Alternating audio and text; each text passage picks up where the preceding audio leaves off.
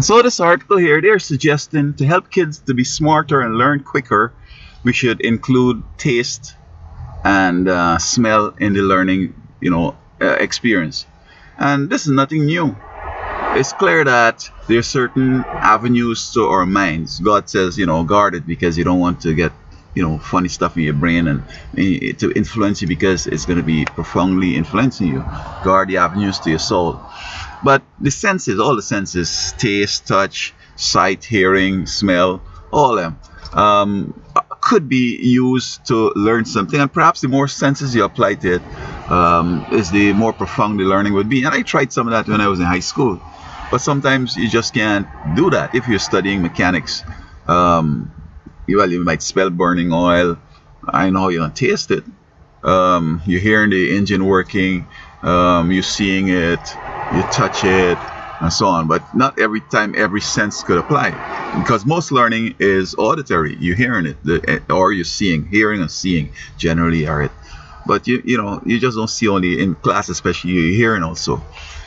But what I found though, unlike in the third world and other places, and in my experience, when you're walking down the road from school, you'd be discussing what you've learned in school. In fact, you'll be playing math.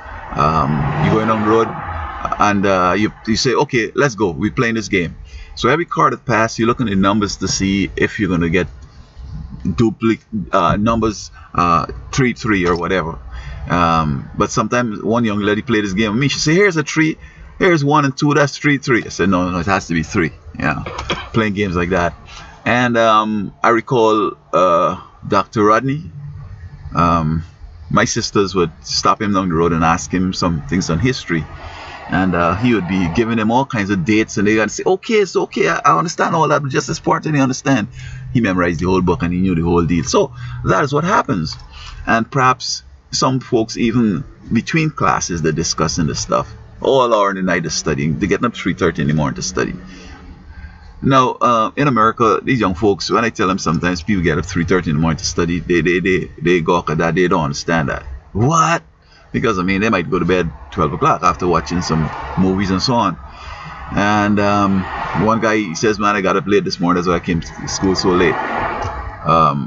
One says he watches cartoons late. And even in the morning, he watches some more. So, and so on. But I'm not sure how this is going to work. You're going to get them to do some homework, perhaps. So they're going to do that. Or in the class, they're going to be doing all that. Because when you have to do that, it means that you're going to be missing out on what they're teaching. This is a thing you'll use when you're doing your own studies. You're recuperating, you're